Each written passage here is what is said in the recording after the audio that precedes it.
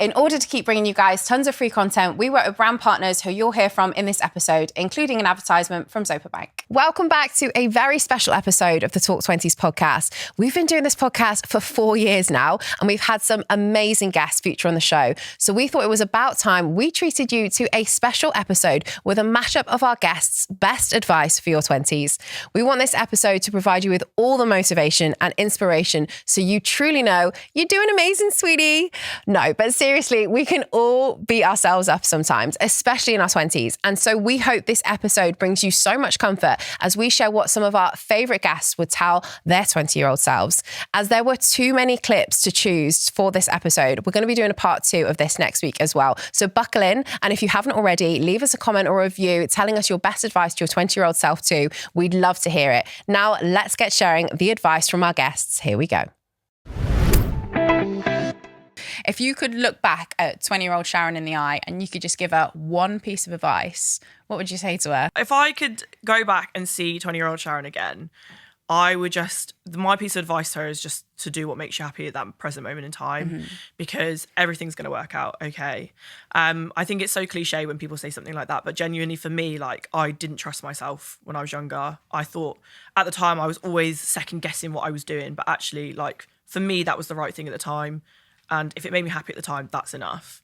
So that is what I would tell 20-year-old Sharon. If you could look back at 20-year-old Cheza and give her just one piece of advice, what would you want to say? Maybe don't be so naive. It's just kind of sad to say, but I think that the last 3 years have taught me quite a lot about people, especially about men. And I think just, not to be so naive and just not everyone's your best friend and just be a little bit wary of certain people, Don't, give your kindness away too much. I think that's so true. And I can't remember who else, but someone else has said that on the podcast before as their thing.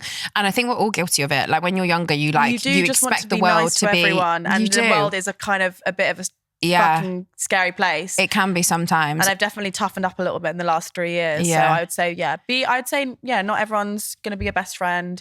And don't worry if people don't like you. Now I couldn't care less. But back then I was very aware. If someone didn't like me, I was so bothered by it. Yeah. Like now I couldn't care less if you don't like me. Yeah. Like, good. I love it. If you could look back to 20-year-old Bo and just give her like one piece of advice, what would you say to her? I would say trust your gut and know your worth. When I was 20, I really didn't think I was that worthy of like, not so much the music side of thing, but like worthy of like love and like a good relationship. And I kind of settled for I just settled for some things that weren't right for me because I was like, oh well, yeah, that's fine. So I think listen to your gut with any situation and your intuition because it's always right. Yeah. And just know your worth. Know that you're worthy of great things and don't settle for less and don't settle for people that make you feel less. Yeah. You could go back to like 20-year-old Billy and like give him just like one piece of advice that would hopefully carry him through like the whole of his 20s. What would you say to him? I think listen to what people have to say sometimes. I think especially athletes have this sort of thing where they think they know best. And it's definitely not the case. Like there's so many people around you, so much support that you have. And if you have a goal in mind, you'll always just try and do everything you can to do it. And you don't feel like you can sort of rely on other people. But I feel it's so important to have that team around you where you have, Billy, maybe you shouldn't do this, maybe you should do this instead. And I think having those open conversations with people is really important. They can be difficult ones as well. I think especially if there's something you don't necessarily agree with, but they really believe it, that's important for you. I think that's massive. Like you can listen to that bit of information and take it in. And if you don't agree with them, that's fair enough. But I think to be more open-minded, I think, and not be so, don't be so narrow-minded for sure. I don't know everything. Like there's so much stuff about myself that other people see that I don't see. And I think to have those conversations with people around you that you're close with and, it doesn't like turn into an argument when you're having that conversation. I think that's massive. And that's something that I've really tried to use now going forwards. If you could give that 20-year-old Ben just like one piece of advice, what would you say to him? Oh, wow. The final chapter in the book is basically this. And I think it's about know your power, I think especially as a young person, and you get this in all sorts of situations, you know, whether you're in a corporate environment or in life, know your power. Like I've met Prince William, I've met the Prime Minister, I've been in Downing Street, I've been in Parliament. Through all of those things, I get such massive imposter syndrome of being like, who am I to be doing any of this? And I guess for me, it's like, I'd go back and be like, you are the person that needs to do this. And you hold so much power to do that. And the only thing holding you back from getting through those doors or getting into, you know, in a corporate environment, getting in and doing that pitch to someone, the only thing holding you back is what you're telling yourself.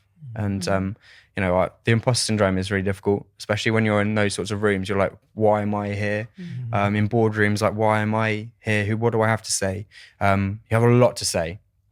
The only reason you're thinking that is because you're assuming you don't have anything to say. Now that you're at 25 and you've hit the midpoint of your 20s, if you were to look back at Ola, 20-year-old Ola, is there some piece of wisdom or one piece of advice that you would give her that you think might really help her through her 20s and what she's going to experience? If 20-year-old Ola knew she'd be running her business at 25, she'd be like, what? Yeah. So yeah, definitely just chill. Yeah. Our 20s are for enjoying as well as, you know, setting up whatever career you want as well. If you could look back at like 20-year-old like Bobby then, is there one piece of advice that you think you would say to him that would carry him through his 20s? Go and get some help, man. And just be yourself. Wise words. I'm getting fucking emotional now. If you could go back 365 days and look at 20-year-old Michael in the eye and give him just one piece of advice to see him pass this through a year, what would you say? Be more positive. First of all, stop like being so like negative all the time. Because it actually does help. It's not just like airy-fairy positivity for the sake of it.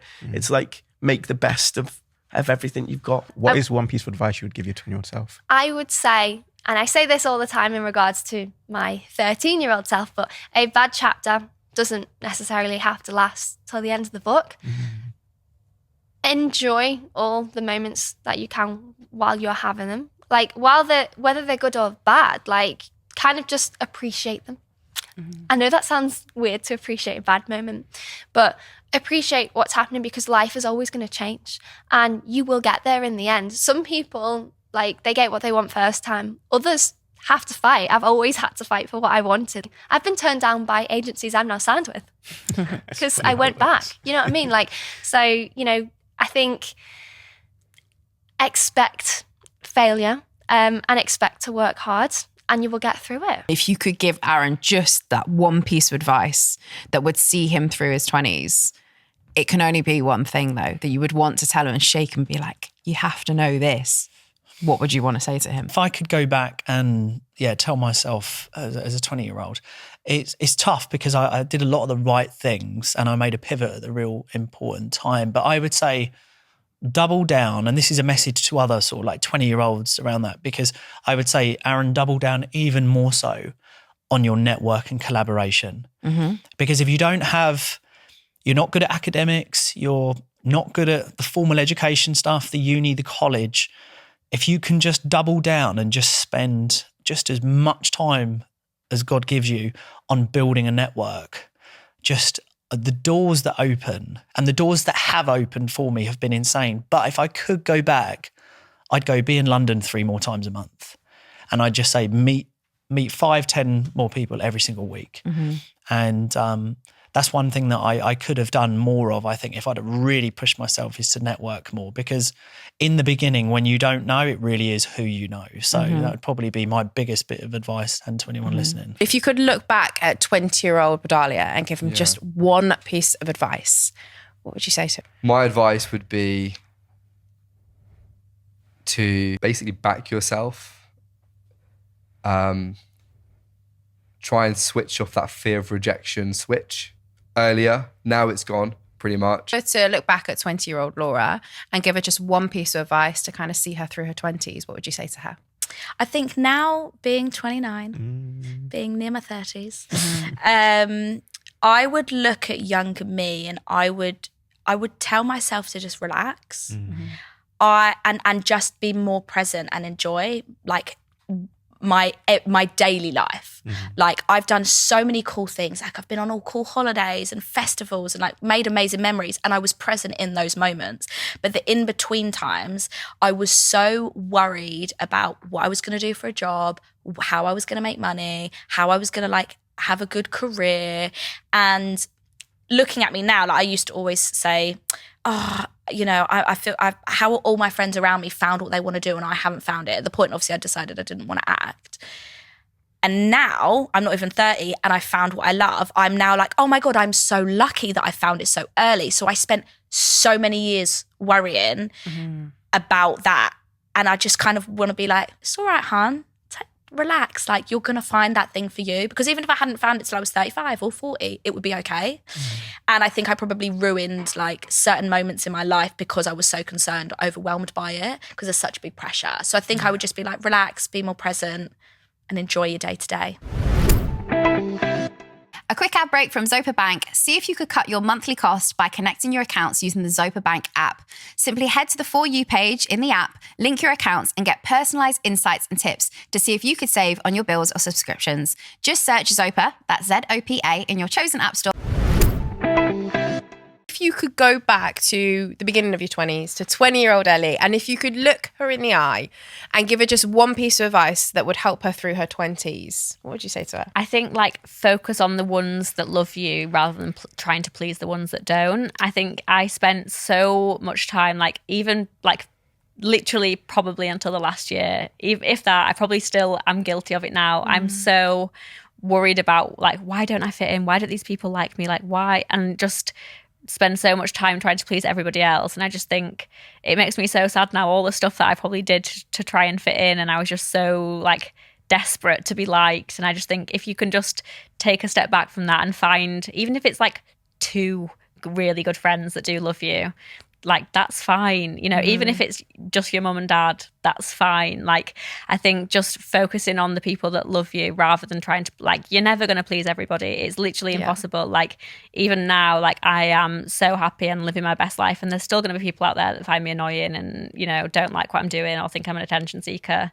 That's fine. Definitely, yeah, focus on the ones that love you rather than the ones that don't. Oh, what amazing piece of advice. I think you're absolutely spot on there. If you were to look back at 20-year-old TJ and give him just one piece of advice that would see him through his 20s, you can only say one thing. What would you say to him? Just open as many doors as possible, basically, in conversations with people. And yeah, don't shy away from like scary experiences, basically. I think it's very easy to like fear, oh, what would happen if I do this? What would happen if I do that? And I think having very open-minded approach is extremely useful, and something I think I've got in the last few years, but would love to have got that like a lot earlier, and could have helped me a lot, I would say. You could look back at 20-year-old Hannah, which she was in drama school. She was in drama school. What would you say to 20-year-old Hannah in drama school? I would say don't sweat the small stuff. Follow your dreams. I feel like I need to say one more thing to like finish it off. And moisturize. Look back at 20-year-old Oli. Now you're 25 now, but if you could look back at 20-year-old Oli and just give him one piece of advice that would carry him through his 20s, what would you say to him? It would honestly just be find what you want to do and just start putting time towards the future and thinking about the future. Like it's so easy to live in the moment and just not think about what's next. You know, at 20 years old, I was probably in final year of uni, not having a clue what was next, not even putting any thoughts or not trying to work it out. I had no side hustles, no potential hobbies that could materialize. I was just coasting away, just not thinking about the future, playing PlayStation, drinking too much alcohol. And I just think, you know, it may seem boring, but just put time to think about the future, because when you start to, I mean, people talk about manifestation, right? It's like when you actually try and work towards something and figure out what you want to do and figure out what you're good at. You know, you don't want to blink and you'd be 50 years old and the thing you wanted to do, your life passion, you just didn't ever try to do it. So it's find what you're good at and just try and put time into something on the side. Find your side hustle. I mean, I know this is the most common thing ever, but like, and it gets shoved down people's throats, but find a side hustle. Find something no matter what job you have, if that's not your be all end all, find what makes you happy and just start doing something on the side. And it might materialize into something and it might not, but if it's what you love, it doesn't matter if it doesn't become your job because you enjoy doing it anyway. So find that side hustle and just start putting time towards it and just, you know, commit more time to it than you probably already are, because more time means more successful. I mean, for me, I was coasting away, and then I sort of started to do TikTok a little bit, but I was like not putting any real time into it. And I was just sort of making the odd video and hoping for the best. And then when I actually was like, you know what, this is actually what I want to do, and putting the time towards it, it suddenly skyrocketed. So find your side hustle, find your passion, and just commit the time to it. If you want to know what we're drinking here in the Talk 20 studio, then let me tell you, because you're going to want to try it. Riviera Iced Tea is the newest sponsor of the Talk 20s podcast. It's low calorie, natural, vegan, and gluten-free. I'm absolutely obsessed with iced tea. I've just been laughing here about how obsessed I am with iced tea with our producer. It's my favorite drink in the whole wide world, no exaggeration. And the peach iced tea from Riviera is genuinely the best I've ever tasted. So if you want to fill your fridge with something super refreshing, head to rivieraicedtea.com or check out their Instagram at Riviera Iced Tea. If you could look back at kind of 20-year-old Georgina and give her just one piece of advice that would see her through her 20s, what would you say? Oh, it's not that deep. It's not that deep. No one cares. Literally, you think, I mean, I'm a big overthinker, but create that TikTok profile, go on that date, do stuff that scares you, because it really doesn't fucking matter. Like it's not that deep, and things can change so quickly that just go for it. Just go for anything. I mean, that sounds like a lot of weird random advice in one, but I would overthink every decision so much and the outcome of it, when really we're all living on this big massive floating rock and it really doesn't matter. So just do it. So if you could look back at 20-year-old Danny and just give him one piece of advice that would see him through his 20s, this is pre-Love Island, what would you say to him if you could just say one thing? I would say don't rush. I think when I was 20, I was determined to have it figured out by like 21. By next year, I'll be doing this, this, and this, which will lead to this, and then my life will be sorted. And I think if I could, if 20-year-old me walked in now and started here, I'd be like, dude, just don't rush. There's this, and it probably starts from school, right? Like, you're meant to leave school and get the job, which gets this income, which then attracts this partner, and life is all figured out.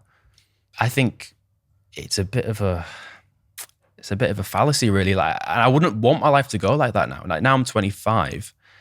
I think by 30, I might be in a different industry. Who knows? Yeah. I might start a new hobby, which could lead to this. I might meet this person and it leads to that. And then when I'm 40, I could start a company in a different industry.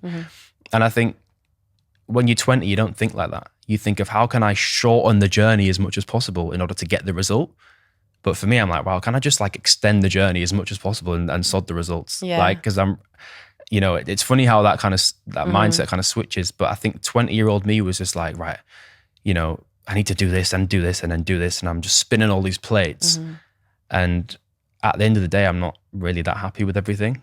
Whereas now I'm like really focused on doing less, but doing it better.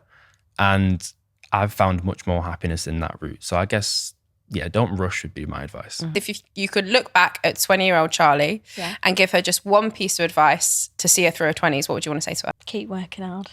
I was thinking about this. I was thinking like, like chill out, it'll all be fine. But if you think chill out, you're like, oh no, you wouldn't have worked as hard and you won't be where you are. Yeah. Just be like, has it felt like hard work to get where you are, like with the TikTok, with your TikTok and everything?